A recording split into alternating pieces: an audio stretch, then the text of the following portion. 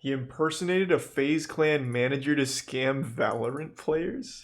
Impersonated... What? That's interesting. Okay, okay. This sounds interesting. So a guy impersonated a FaZe Clan manager to scam Valorant players. I didn't even hear of this. But it looks like it's brand new, which is probably why I haven't. That drop. A Valorant player impersonated FaZe Clan's Valorant manager in order to trick his former teammates into signing up for what they thought was a golden opportunity to become FaZe's academy team in Valorant. They put in over a month of work into a fake trial, sometimes pulling 10 hours That's rough. of scrims and practice. But they got a lot better in the end, I bet. Offers from other orgs thinking they were getting the opportunity of a lifetime to play for FaZe. Except there was no team. There was no offer. The whole thing was a lie. Yeah, but like I said, they got better. Like, I bet they're much better players now for it. And well, now they're ready for a real team. My team. Videos recently on this channel, and like me, you might be feeling like you don't know who to trust out there in the world anymore. Well, you can trust us here at The Score Esports. Make sure you subscribe to the channel. That way you'll never miss a video just like this one. It's that easy. The story begins on May 21st of this year, when Valorant player and coach T-Dog was approached by one of his friends, A77, who was part of a team of aspiring Valorant pro players. They wanted to make it big. The group had skills and talent, but they told T-Dog that they wanted him to coach them for a huge opportunity they had recently been offered. Now, there's no fully built out academy system in Valorant yet, of course, but young talent always needs to be developed. Naturally, T-Dog was interested. I mean, this is FaZe Clan, as in, well, FaZe Clan. Becoming a part Everyone knows FaZe Clan. Fuck yeah. Aspiring player or coach FaZe up, baby. At the very top of the scene. But this particular dream was too good to be true. Now, if you were in their shoes, you might be asking for proof at this point. Well, the proof was provided to them by one of the players on the team, Joseph Silent Oliver. Silent showed T-Dog something that had already convinced the other players that this was a real offer from FaZe. Screenshots of DMs between himself and Infamous, FaZe Clan's Valorant manager. The screenshots were of direct messages, apparently from Infamous, which explained... Let's take a peek here. This is kind of underwhelming.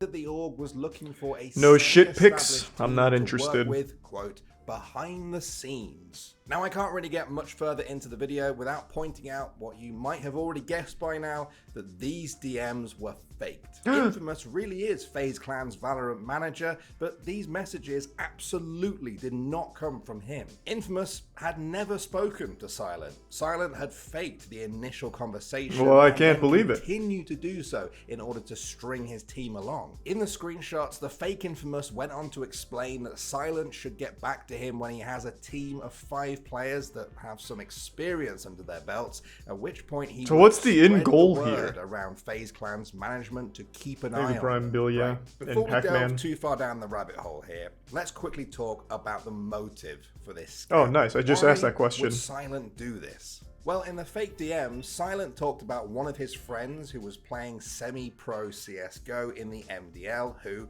according to Silent, felt like he was, quote, wasting his time playing CSGO, and that he could make a bigger impact in Valorant. For those of you that don't know, the MDL, or Mountain Dew League, is a Tier 2 CSGO. Of course I've seen Double King. It's not the absolute pinnacle of the game, but it's a big deal for aspiring CS pros. A longtime friend of There's so many goddamn names. I'm having a hard time keeping up.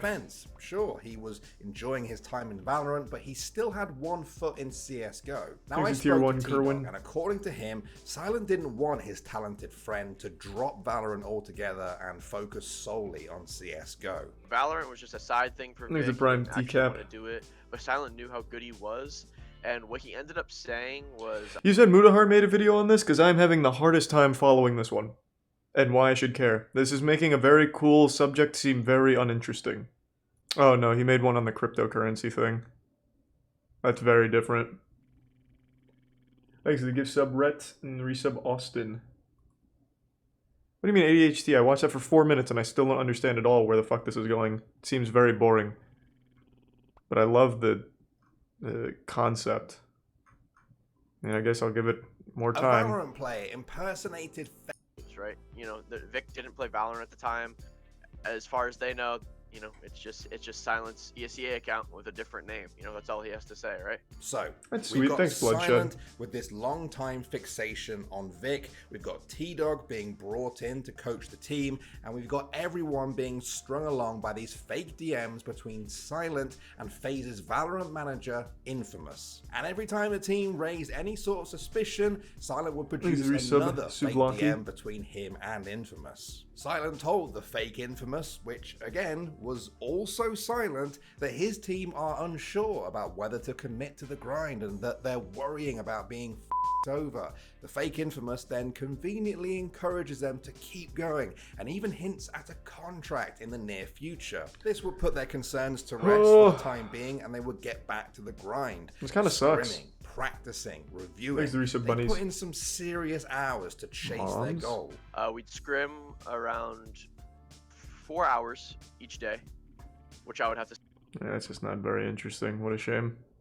I mean, this is a little more concise. What's the conclusion? It went downhill so fast. And It's then he talks about some subtacted kind of and final lie he anarchitect. did to try and pull the plug on the entire thing, and finishes up by saying, bottom line, this whole situation was created because I'm a selfish person who looks out for himself before anyone else. I hope you'll to grow from this, and I'm not posting this in any way for sympathy or to ask for forgiveness. What? I do not deserve it. All the comments about me, I deserve 100%. To the team, I realize there is nothing to be said to change your outlook on this at all. I deserve your hatred. I do not deserve to be forgiven. I want nothing more than you guys to sit Jesus together Christ. and find a fifth that isn't an anchor, so your last month of having to put up with me was not a complete waste of utter time. Jeez. And then goes on Okay, to calm- replies oh to God, keep calm on down. apologizing as well. So an utterly crazy story, a disgusting story. Make sure to go check out those Twitter posts. All of those players are all I'll pass. Very uninteresting. Alright. I like the idea of it, but it's actually pretty boring. Doomsday couple?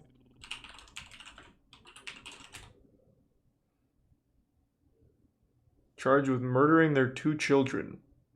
Yeah, it sounds a little extreme for Twitch. Don't you think?